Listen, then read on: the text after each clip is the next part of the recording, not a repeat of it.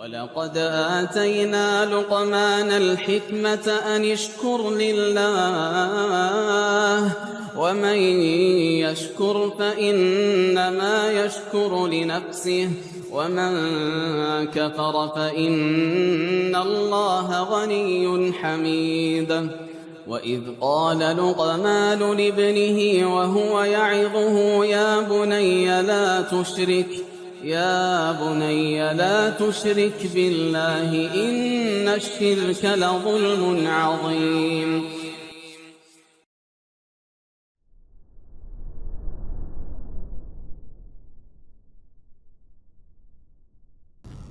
اللهم علمنا ما ينفعنا وانفعنا بما علمتنا إنك أنت العليم الحكيم. Para jemaah sekalian rahimani wa rahimakumullah. Seandainya seorang yang berakal, dan kita termasuk makhluk yang dikaruniai akal, seandainya seorang yang berakal berfikir dan menggunakan akal dan fikirannya, akan cepatnya berlalu malam-malam dan hari-hari, malam-malam dan siang-siang, maka dia akan mendapatkan keajaiban jika dia betul-betul menggunakan akal dan fikirannya. Betapa banyaknya hari yang telah kita lewati, dan mari kita berhitung atau mengingat berapa usia kita sekarang, tahun demi tahun, bulan demi bulan, hari demi hari, jam demi jam, menit demi menit, sampai detik demi detik. Maka kita akan lihat keajaiban seolah-olah waktu begitu cepat, seolah-olah ini sudah 40 tahun aja, 50 tahun aja, seolah-olah remaja itu baru kemarin hari. Bagi beberapa orang yang telah lewat 40 atau 50 tahun, masih mendambakan dirinya 24 tahun, seolah-olah baru kemarin. Para jemaah sekalian rahimani wa rahimakumullah, dari yang telah terlewat dari hari-hari itu, jika kita perhatikan, mungkin terlalu banyak dosa yang telah kita lalui dan lupakan. Tiba-tiba sudah usia sekian saja, sementara kematian makin mendekat detik demi detik, dan seterusnya dari waktu demi waktu. Ya Allah Subhanahu wa ta'ala peringatkan selalu pada kita melalui ayat-ayatnya. Di antaranya di surat Al-Baqarah ayat 281, kata Allah Azza wa Jalla, "Wattaqu yawman turja'una fihi ila Allah, thumma tuwaffa kullu nafsin ma kasabat wa hum la yuzlamun." Maka waspadilah oleh kalian, takutlah oleh kalian hari di mana kalian akan dirujuk, akan dikembalikan pada hari itu menuju Allah. Kemudian kalian akan diwafatkan, setiap jiwa akan diwafatkan, ya, dan setiap jiwa itu akan ditunaikan sesuai dengan apa yang dia amalkan di dunia dahulu, dan mereka tidak dizalimi sedikit pun. Ada suatu athar dari Al-Fudail bin Iyad rahimahullah. Suatu ketika Al-Fudail bin Iyad berkata kepada seorang pria, "Kam madha min umrik?" Ya akhi, berapa umurmu yang telah engkau lewati? Maka kata pria dewasa tersebut, "Situna sanah." Sudah 60 tahun saya, wahai Syekh Fudail, wahai Abu Ali, namanya Abu Ali Al-Fudail bin Iyad, saya sudah berusia 60 tahun. Maka Al-Fudail kemudian berkata padanya, merespon kemudian, "Fa anta mundu sittina sanah tasiru ila rabbika tushiku an tablugh." Engkau sejak 60 tahun lalu itu sebenarnya berjalan menuju Rabbmu, menuju Allah. Sejak 60 tahun ini engkau sedang berjalan menuju Allah, dan hampir-hampir sekarang engkau sampai ke Allah, karena udah usia segini, sudah banyak warnings, peringatan. Maka kemudian kata pria tua tersebut, "Inna lillahi wa inna ilaihi raji'un." Inna lillahi, katanya. Jadi mengingat Allah, diingatkan bahwasanya enggak lama lagi kita itu akan mati, maka kemudian dia berkata, "Inna lillahi wa inna ilaihi raji'un." Maka Al-Fudail berkata, hal ta'lam ma ma'na inna lillahi wa inna ilaihi raji'un. Sudah seusia ini wahai saudaraku, apakah engkau mengetahui makna betul-betul dari inna lillahi wa inna ilaihi raji'un?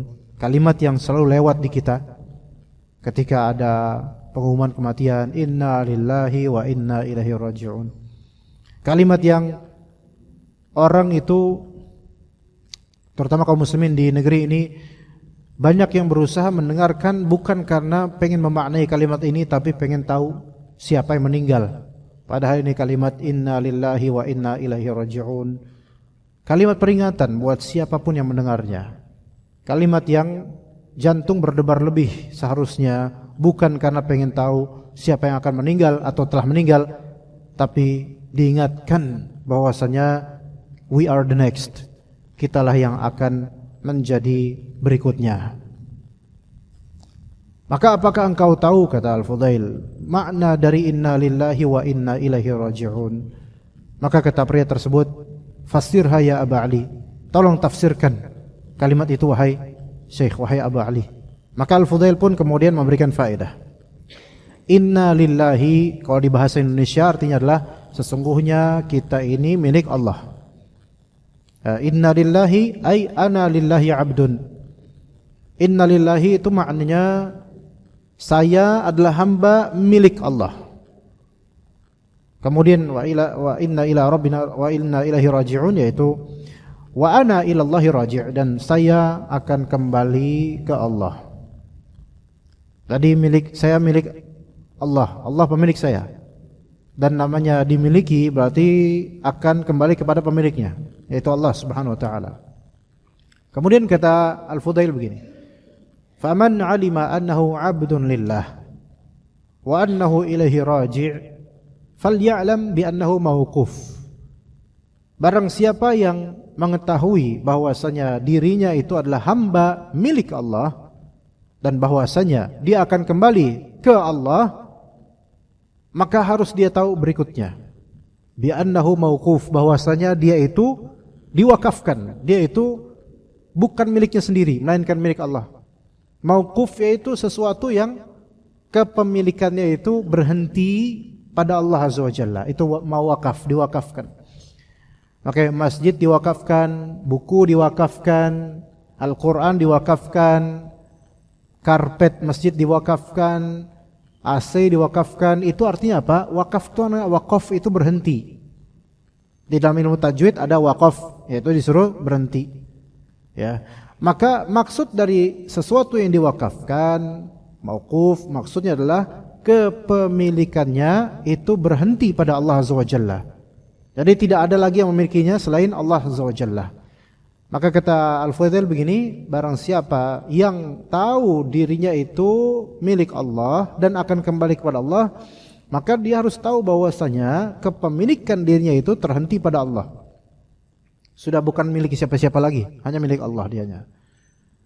Wa man 'alima an bi annahu mauquf falya'lam bi annahu mas'ul. Dan barang siapa yang tahu bahwasanya dirinya itu terwakafkan, kepemilikannya berhenti pada Allah, maka harus dia tahu bahwasanya dia akan diminta pertanggungjawaban, yaitu ditanya oleh Allah nanti. Pas sudah balik bakal ditanya. Wa man 'alima annahu mas'ul falyu'id lis-su'ali jawaban shawaban. Barang siapa yang tahu bahwasanya kelak di hari kiamat dia akan ditanya, maka hendaklah dia mempersiapkan jawaban yang benar di hadapan Allah nanti. Innahu yaumul qiyamah. Sesungguhnya itu adalah hari kiamat. Yaumul hasrati wan nadamah. Hari di mana banyak orang menyesal. Yaumul mizan wal muhasabah. Hari neraca dan hari perhitungan amal. Maka judul kajian ini muhasabah di zaman fitnah. Zaman fitnah, muhasabah di zaman fitnah, yaitu mari kita ngajak refleksikan dan juga kita lihat kesalahan-kesalahan dan dosa-dosa kita di masa-masa seperti ini, masa fitnah. Ya, yang mana berita-berita sekarang seluruhnya tentang kerusakan, keburukan, peperangan, perkelahian, perbedaan, perselisihan dan seterusnya. Para jemaah sekalian, saudara-saudara sekalian rahimakumullah azza wa jalla, kalau misalnya kita teringat seorang dipesankan oleh temannya go-kart online gitu. Ya, kemudian ketika karena nggak tahu dipesenin mobilnya apa, harganya berapa, maka dia tidak tahu apa yang akan dia naiki. Kemudian datanglah mobil, ternyata mobilnya mewah. Orang ini berpikir ketika masuk mobil itu, "Boh, ini mobil beda ini." Dan nggak disangka ini mobil kok jadi online gitu ya, go-kart gitu. Maka barulah diketahui bahwasanya dalam aplikasi ya ojek online yang car itu juga ada yang Lux ya. Ini bukan sedang promo ya, cuman ini kita refleksikan dengan kenyataan ya, kan. Taib. Ini mobil mewah, ternyata harganya berbeda dibandingkan harga standarnya go-kart. Mungkin beda 20-30 ribuan atau semisal itu. Maka kemudian penumpang ini bertanya kepada drivernya, "Pak, Masya Allah nih mobilnya ya, lebar, mewah, enak, nyaman, kacanya bening banget." Maka bertanyalah kepada drivernya, "Ini punya sampean, Pak?" "Oh bukan." "Loh, bukan dah." "Terus berarti ini apa? Rental, nyewa apa gimana?" "Oh iya nyewa." "Oh, Masya Allah. Mobil semewah ini bisa disewa." Kita kan dulu mikirnya namanya rental mobil paling ya mobil biasa aja gitu, mobil standar ekonomis atau medium lah paling bagus. Tapi ini kan kelasnya luxury, mewah. Nyewa sama siapa, Pak? Lah sama platformnya gitu kan. Nah tadi kita sebut berapa Pak kalau sehari? Ya, nah, ini saya ceritakan bukan masalah ekonomi apa promo sama sekali. Sehari harus bayar 500 ribu per hari. Ya subhanallah. Ya. Berarti harus benar-benar nih ya. Harus ada setoran, harus ada income yang lebih ya, target ya. Minimal 500 ribu per hari supaya bisa bayar ke platformnya. Oke. Apa kaitannya kisah kecil ini dengan apa yang tadi kita sampaikan? Begini jemaah sekalian rahimakumullah. Kan banyak dari saudara-saudara kita yang mereka mencari nafkah dengan narik ojek online, baik mobil atau sepeda motor. Kita ambil yang mobil sampelnya. Banyak dari mereka berikhtiar dengan cara apa? Nyewa, rental. Baik rental sama rental mobil atau rental dari platform yang mereka ngojek di situ. Enggak masalah, itu kita enggak masalah secara muamalah atau bukan itu maksudnya. Maksudnya kita tentang tazkiyatun nufus dan kita melihat bahwasanya ini pakai mobil mewah. Orang-orang akan menyangka bahwasanya ini mobil milik driver ini. Wah, hebat Kan kalau misalnya seorang driver pakai mobil mewah terus narik ojek dengan itu, kesannya apa? Ini orang pasti udah kaya dari sononya, gabut, nggak ada kerjaan, akhirnya dia ya udah jalan-jalan sendiri dengan ojeknya gitu, dengan narik aja. Kan mikirnya gitu, ada orang mikir gitu. Tapi ternyata secara aktual dan faktual itu mobil bukan milik dia. Itu mobil bukan milik dia. Dan dia bekerja dengan narik penumpang, bawa penumpang dengan target untuk bayar pun 500 ribu per hari itu loh, 500 ribu per hari. Ya, kemudian dia mungkin dapat income berapa nanti, ya, belum lagi dipotong dari aplikasinya. Ya oke. Itu mobil bukan milik dia. Dan dia bekerja selagi untuk dapat penghasilan pribadi, tapi bekerja sebenarnya untuk membuat proyek atau membuat perusahaan ojek ini makin dapat income sebenarnya. Letih enggak? Tentu ada keletihan, tapi kan yang penting dapat juga pemasukan gitu. Orang-orang melihat, hebat mobilnya bagus Nah, sekarang milik siapa mobil itu? Milik perusahaan. Apakah milik dia pribadi? Enggak. Apakah dia pantas untuk memamerkan dan berbangga dengan apa yang dia kendarai? Ya enggak lah, karena itu bukan punya dia. Walaupun orang-orang terkesan, orang-orang mendapatkan kesan, ini mobil mewah. Nah, sekarang kita kiaskan dengan apa yang kita miliki, jemaah sekalian rahimakumullah. Yang kita miliki mobil, bagus, Masya Allah. Boleh pamer gak? Kalau secara kepemilikan, secara uruf ya namanya punya sendiri, boleh pamer gitu kan. Tapi coba kalau kita fikir-fikir, kita dapat mobil ini dari siapa? Dari melalui uang ya, kita bayar dengan uang ya. Oke. Uang siapa yang ngasih? Oke, gaji atau income dari bisnis kita dan seterusnya. Siapa yang mentakdirkan ini semua? Allah Subhanahu wa taala. Siapa yang menciptakan ini semua? Dari uangnya, dari perbuatan kita, keringat kita, usaha kita, pekerjaan ini, perusahaan ini, sampai mobil-mobil dengan segala rinciannya itu, yang mengkreasikan adalah Allah Subhanahu wa taala. Berarti punya siapa ini semua? Punya Allah Subhanahu wa taala. Kalau disamakan dengan itu, maka berarti apa? Berarti kita ini ya aslinya nggak punya apa-apa sebenarnya. Hanya titipan dari Allah untuk kita kelola. Kita dapat benefit nggak di situ? Dapat benefit. Nikmat dapat. Allah dapat benefit nggak? Tidak. Allah tidak butuh dengan benefit sama sekali karena Dia memberi rezeki. Itu bedanya yang sangat signifikan antara makhluk sesama makhluk saling memberikan benefit dan kerugian. Adapun Allah terhadap makhluk, Allah tidak mengambil benefit karena Allah tidak butuh benefit dari makhluknya. Sementara makhluk melakukan amalan dan mengelola nikmat dari Allah sebenarnya untuk makhluk itu sendiri, bukan untuk Allah Subhanahu wa taala. Seperti kita beramal di dunia ini, jemaah sekalian, kita menjadi budak dan hamba Allah Azza wa Jalla untuk beramal yang ujung-ujungnya sebenarnya itu apa? Benefit untuk diri kita sendiri. Keselamatan dunia dan juga akhirat.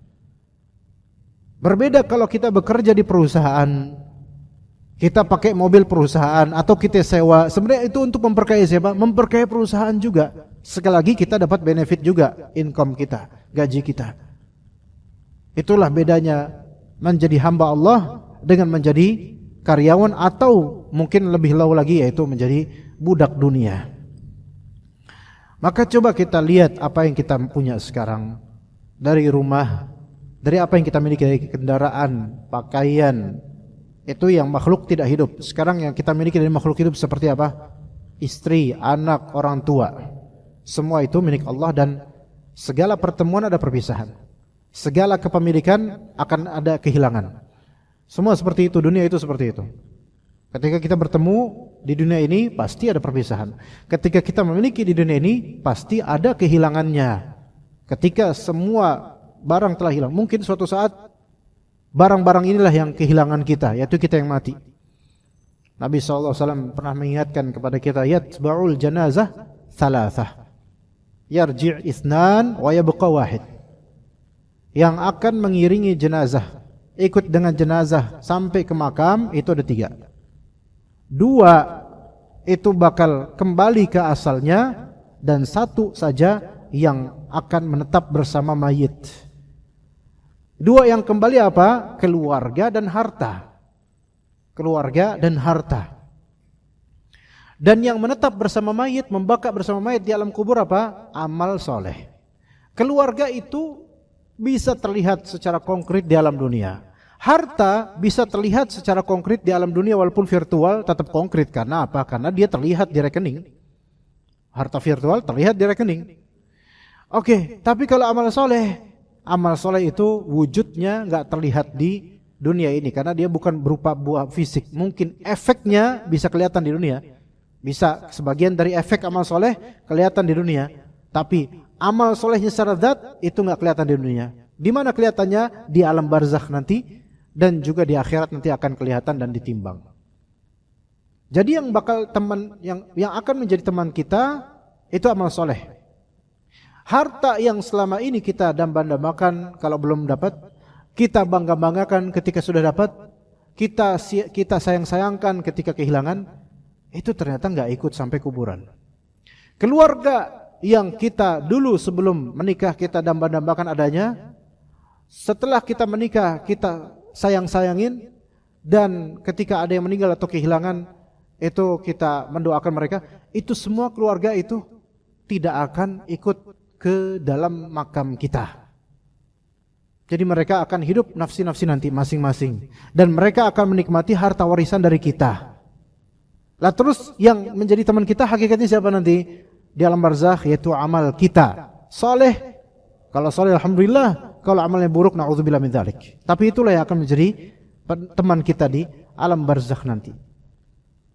Maka ya ikhwah sekalian rahimakumullah, dari semua kepemilikan yang kita banggakan, dari semua keluarga yang sampai kepada cita-cita kita punya anak sarjana, punya anak menempuh pendidikan tinggi, punya anak kuliah di luar negeri, punya anak jadi bos ini bos itu. Ya akhi, semua dari harta itu, semua dari kebanggaan itu hanyalah sampai di akhir nafas kita, selesai. Setelah nafas kita berakhir, maka kebanggaan-kebanggaan itu tidak ada maknanya di alam barzakh kita. Maka harus diingat terus. Sementara amalan itu akan kita dapatkan nanti di alam barzakh dan di akhirat. Kata Allah Azza wa Jalla, yauma tajidu kullu nafsin ma 'amilat min khairin muhdara wa ma 'amilat min su'in tawaddu law anna bainaha wa bainahu amadan ba'ida. Pada hari nanti, hari kiamat nanti, di hari pembalasan, di hari perhitungan amal, setiap nyawa, setiap jiwa itu akan mendapatkan apa yang telah dia amalkan dari kebaikan, itu hadir. Dari amal solehnya hadir, baik yang dia ingat atau dia lupa, bakal hadir. Yang dulu antum pernah nolongin anak kecil, itu amal tersebut hadir.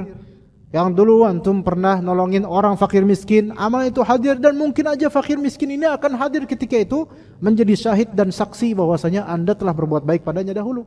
Itu bisa seperti itu. Ya, di dunia mungkin gak ketemu lagi ikhwan, tapi di akhirat Allah bisa pertemukan baik orang yang kita baikin, bahkan dan juga jangan hati-hati, orang yang dulu pernah kita zalimin itu juga bakal ketemu sama kita. Na'udzubillah min dzalik. Kalau orang yang kita pernah baikin ketemu sama kita, insyaallah dapat rekomendasi dan saksi, alhamdulillah. Nah, muskilahnya adalah orang yang pernah kita zalimin dan kita selama di dunia berhasil untuk kabur darinya, tidak bisa ketemu lagi. Di akhirat ketemu lagi. La haula wala quwwata billah. Jadi semua wa ma 'amilat min su'in tawaddu law anna bainaha wa bainahu amadan ba'ida.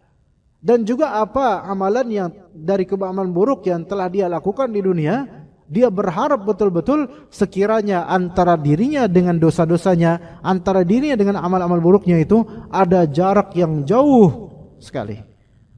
Karena enggak mau ketemu, tapi gimana? Akan ketemu lagi nanti. Akan ketemu lagi. Jemaah sekalian rahimakumullah. Di zaman fitnah ini, karena fitnah di sini maknanya adalah ujian dan juga bisa dimaknai keburukan-keburukan yang saling menampar satu sama lain. Baru selesai keburukan ini, ada lagi muncul berita baru dari keburukan. Nah, itu berarti zaman fitnah. Zaman banyak fitnahnya, banyak keburukannya. Ya, baru ada kasus ini viral. Belum selesai kasus ini, berganti ada lagi kasus baru, viral lagi, buruk-buruk kasusnya. Berarti ini zaman terjadi banyak fitnah, banyak gejolak yang buruk. Nah, manusia, kita nih hamba Allah, mestinya jangan banyak menyibukkan dengan urusan-urusan fitnah dan berita-berita yang viral. Lalu apa kesibukan kita? Nuntut ilmu, beramal soleh, dan muhasabah, banyak-banyak ngaca, banyak-banyak bertaubat. Ya, karena inilah jalan keselamatannya. Jalan keselamatan kita itu bukan ngurusin segala yang viral. Bukan.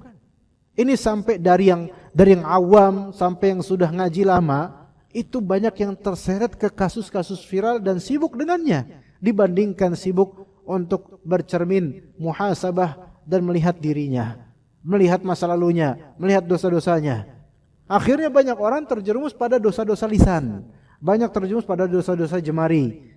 Banyak orang berkomentar dan mengomentari sesuatu yang tidak layak dia komentari. Udah gitu, cara komentarnya juga tidak layak, nambah dosa lagi. Lihat banyak orang-orang yang keras hatinya gara-gara apa? Gara-gara memenuhi kolom komentar di media sosial. Keras hati orang-orang ini. Mengomentari hal yang viral, mengomentari semua kasus. Kalau kita lihat di reels video di media sosial, enggak ada habisnya video-video itu.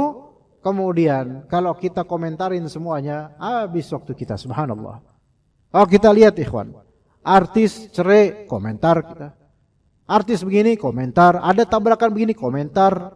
Ada kasus ini, komentar. Semua reels tuh kita baca, selalu ada ribuan komentar, ratusan komentar. Ini orang-orang Masya Allah, bukan urusan mereka. mungkin ngelihat sesekali wajar. Tapi kalau kemudian pada ikut komentar, gosip ini ikut komentar, presiden ini dikomentarin, semua dikomentarin. Ya subhanallah, maka orang-orang yang banyak mengeluarkan bicara yang tidak bermanfaat, maka dipersedikit waktunya oleh Allah untuk bisa ngaca diri. Dipersedikit waktunya oleh Allah, bahkan sampai nggak ada waktu lagi untuk apa? Untuk muhasabah. Maka ketika manusia, seorang hamba sudah tidak ada waktu untuk muhasabah dan melihat kesalahan diri, maka yang dia lihat adalah kesalahan orang-orang aja. Betapa mudahnya sekarang di media sosial itu berkomentar. Ajaibnya jemaah, ajaibnya banyak kasus yang viral di media sosial. Orang yang berkasus tuh nyantai-nyantai aja. Dan keluarga orang yang berkasus nyantai-nyantai aja. Orang-orang yang bersangkutan pun nyantai-nyantai aja. Yang panas siapa? Netizen. Warganet yang panas.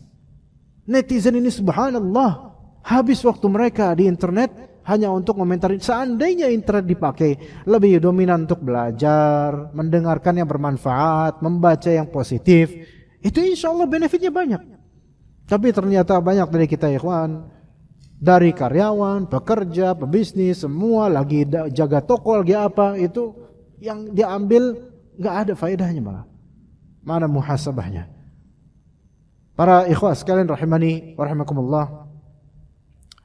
Maka wajib atas seorang yang Allah Ta'ala karuniakan akal untuk merujuk dirinya. Dia kembali pada dirinya, dia melihat dirinya, bermuhasabah apa yang telah dia lakukan dari amal saleh atau apa yang telah dia lakukan dari amal yang buruk. Kalau misalnya ternyata itu amal saleh, fa in kana khairan falyahmadillah. Kalau itu kebaikan, maka hendaklah dia mengucapkan alhamdulillah, saya ditakdirkan untuk beramal saleh. Dan hendaklah dia terus untuk berbekal dan memperbanyak amal soleh untuk akhirat nanti. Bekalnya sekarang, seperti memupuknya sekarang, nanamnya sekarang, panennya di akhirat nanti. Kalau ternyata yang biasa kita lakukan, na'udzubillah min dzalik, adalah amal yang buruk atau dosa besar, maka hendaklah bertaubat, istighfar, berlepaslah dari dosa-dosa itu yang membebani diri kita masing-masing. Kata Allah Azza wa Jalla di surat Fussilat di ayat ke-46, "Man 'amila shalihan falinafsihi wa man asaa fa'alaiha wa ma rabbuka bidzallamin lil 'abid." Barang siapa yang beramal saleh, benefitnya buat dia sendiri. Barang siapa beramal saleh, keuntungannya buat dia sebenarnya. Jadi orang kalau beramal saleh itu kayak investasi yang benefitnya akan ada pada musimnya nanti. Musimnya ditentukan oleh Allah kapan nanti. Akan ada. Wa man asaa fa 'alaiha. Barang siapa yang berbuat buruk, maka kerugiannya buat dia sendiri juga gitu. Kerugiannya akan balik kepada dirinya. Ya, orang yang membuat makar, itu akan balik makarnya menjadi bumerang buat dia. Kata Allah apa? Wala yahiqul makru sayyi illa bi ahlihi. Enggak bakal ada yang menimpa makar yang buruk kecuali orang yang membuat makar itu sendiri. Enggak bakal, kecuali akan jadi bumerang buat dia. Maka siapa yang menyebarkan kedustaan, kebohongan, fitnah, tuduhan palsu, sebenarnya itu akan balik ke dirinya sendiri. Akan balik, itu kata Allah loh. Wa man asaa fa 'alaiha, siapa yang berbuat buruk, ya impactnya balik ke diri sendiri. Makanya juga kalau misalnya kita kok kerasa ditakdirkan dengan takdir yang buruk atau dapat kecelakaan atau musibah atau ekonomi yang makin morat-marit, coba sebelum kita cari kambing hitam, mungkin saja kambing hitamnya itu adalah kita sendiri. Mungkin saja kesalahannya ada pada kita sendiri, dosa-dosa kita. Maka ini imbasnya. Sampai ada seorang dari kalangan salaf, suatu ketika terlilit hutang yang besar dan belum bisa untuk membayar. Kemudian dia berkata, ini gara-gara dosaku 40 tahun lalu. Maka inilah imbasnya saya terlilit hutang dengan jumlah yang besar. Ya ikhwan, memang berhutang itu asalnya tergantung berhutang itu kalau memang hajat diperbolehkan. Tapi namanya terlilit hutang enggak enak cuma. Apalagi bagi orang yang memikirkan akhirat, terlilit hutang enggak enak. Kalau dia mati syahid pun hutangnya belum ada yang ngebayar, itu tetap dipending masuk surganya gara-gara apa? Masih ada hak hamba yang masih tertanggalkan atau yang masih terikat padanya. Maka Masya Allah, itu tentang hutang, nggak enak. Apalagi kalau sampai berbuat zalim. Ini yang ngutang aja padahal nggak zalim loh, cuman dia belum bisa bayar. Apalagi kalau berbuat zalim, misal petak tanah dilebarin buat dia, ya, merusak properti orang, baik sengaja atau nggak sengaja, kemudian nggak mau tanggung jawab. Loh itu kan nanti kan di akhirat akan ada balasannya. Waman asaa fa'alaiha. Barang siapa yang berbuat buruk, maka akan imbasnya menimpa dia sendiri, jemaah. Wa ma rabbuka bidzalamil 'abid. Dan Rabbmu tidak akan berbuat zalim pada hamba manapun, bahkan yang non muslim. Allah tidak akan menzalimi non muslim bahkan. Maka dianjurkan dan diwajibkan bahkan atas kita untuk banyak-banyak istighfar, taubat. Kata Nabi sallallahu alaihi wasallam, kullu bani adama khata' wa khairul khata'ina tawwabun. Setiap dari anak Adam itu sering berbuat salah, khata', maka di sini ada sisi hiperbola. Dari wazan fa'al, khata' berarti sering berbuat salah. Wa khairul khata'ina at-tawwabun.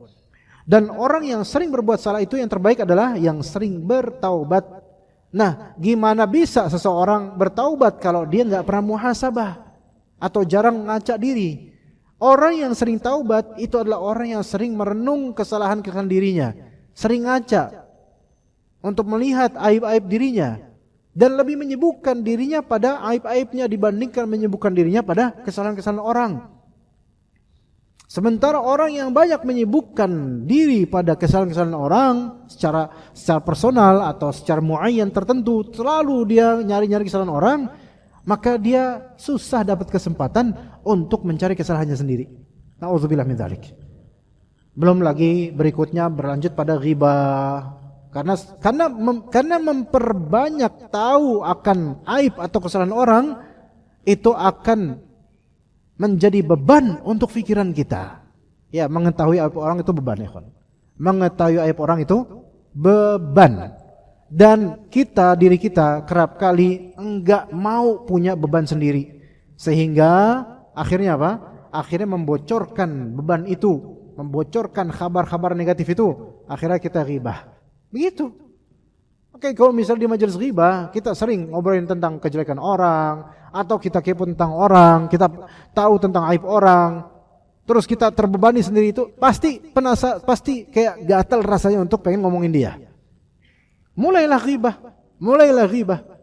Nah, kalau ghibah itu dibiarkan terus-menerus jadi kebiasaan, berlanjut pada apa? Berlanjut pada namimah, adu domba. Adu domba itu suka nukil kalam, ngabarin tentang fulan atau fulana yang jeleknya, akhirnya berantem, akhirnya yang tadinya bersaudara akhirnya tidak bersaudara lagi, yang tadi suami istri akhirnya cerai gara-gara apa? Adu domba. Diawali dari apa? Diawali dari menikmati santapan ghibah, atau diawali dari suka mengetahui aib orang. Ya, jadi orang yang kalau misalnya kita kebanyakan mengetahui aib orang, itu sulit untuk kita dapat waktu dan kesempatan untuk mengetahui aib sendiri. Karena udah punya beban banyak nih mengetahui aib orang nih. Itu beban Allah. Jadi mengetahui banyak aib orang itu beban yang besar. Sementara makin sedikit kita mengetahui kekurangan orang, maka beban semakin sedikit. Coba apa? Ya. Kita jarang ngomongin orang dan nggak mau dengar yang negatif tentang orang-orang. Coba misalnya, ya kadang-kadang tetap aja kedengeran, namanya aib kan. Tapi kita berusaha menghindar, nggak nyari-nyari. Kita mau kemana aja gampang, Pak. Maaf, misal nih, kita dengar selentingan dari tetangga, dari orang lainnya. Itu warung makan itu pernah ada orang ngerekam kelihatan pocong. Nah, itu kan dari subhat tuh. Ada pocong tuh kayak pakai penglaris tuh. Padahal kita tuh nggak tahu apa-apa tentang itu. Nah, sejak tahu atau diberitahu hal ini, padahal ini baru isu, belum tentu benar. Sejak tahu kayak gitu, akhirnya kita kalau ngeliat kan, oh ini ada pocong ini pakai penglaris ini. Padahal itu baru isu. Beban, beban. Yang sekiranya seandainya nggak tahu, kita makan di situ fine aja. Seandainya nggak tahu, udah makan, nggak ada pikiran apa-apa, bebas. Makanya mengetahui kejelekan fulana, perusahaan ini, yayasan ini, mengetahui itu adalah beban buat kita. Yang tadinya kita baik-baik aja, yang tadi kita jalan pun gak ada rasa apa-apa, namun ketika ketemu jadi beban. Dulu fulan yang kita tahu orang baik, kita gak pernah ngeliat aib dia. Ada yang ngabarin, kamu jangan terpedaya, dia tuh kayak gini. Akhirnya ketika kita ketemu, ada boundaries, ada batasan, atau gak enakan, pandangan mata juga berubah dan seterusnya. Mulai gap, gak enak lagi. Itulah beban ketika mengetahui aib orang. Lebih baik kita mengetahui aib sendiri daripada kita bersyukur kalau ditunjukkan aib kita, kesalahan kita oleh Allah Azza wa Jalla atau melalui orang lain. Tapi bagaimana kita bisa bersyukur kalau mengetahui aib orang lain? Apakah ada di antara kita, Masya Allah jazakallah khairah infonya ya, kalau saya nggak tahu mungkin saya jarang ada kasus syukur yang layak gara-gara mengetahui aib orang, kecuali mungkin beberapa aja mungkin. Seperti konteks lamaran, cari jodoh, itu juga boleh mengetahui aib yang ada kaitannya dengan pernikahan misalnya. Saya mau menikah sama ukhti fulan, kira-kira apakah ada kekurangan darinya? Oh, kekurangannya misalnya ukhti fulan itu, misal ukhti fulan misalnya apa ya, nggak bisa masak, ini kan aib misalnya itu. Nah, kalau ini masih oke, karena ada aib kaitannya dengan pernikahan dan tujuannya maslahat madarat, ini masih oke. Tapi kalau kita nggak tahu, nggak mau nikah sama dia, nggak mau ini, tapi tahu aibnya dan aibnya random juga, itu kan membuat ya nambah satu beban ngetahuin aib orang. Gitu. Maka ikhwas sekalian rahimakumullah, dalam percakapan muhadatsah, bercengkrama, ngobrol, kalau bisa semakin minim kita mengetahui atau dikasih tahu aib orang, itu semakin sehat insyaallah hati kita dan semakin ringan beban hidup kita. Tapi semakin banyak kita mengetahui aib orang, semakin banyak kita menonton atau membaca sesuatu yang ada kaitannya dengan aib orang, sebenarnya makin beban buat kita, makin buat pikiran, makin buat boundaries atau batasan antara kita dengan saudara-saudara kita, yang semoga itu semua benar-benar dihilangkan, dan semoga Allah Ta'ala memperbaiki kondisi qalbu kita dan memperbaiki kondisi persahabatan dan keislaman kita semuanya. Barakallahu fikum jami'an. Terima kasih atas kehadiran untuk semua. Wa sallallahu ala nabiyyina Muhammad wa ala alihi wa sahbihi ajma'in. Subhanakallahumma bihamdika asyhadu an la ilaha illa anta astaghfiruka wa atubu ilaik. Wassalamualaikum warahmatullahi wabarakatuh.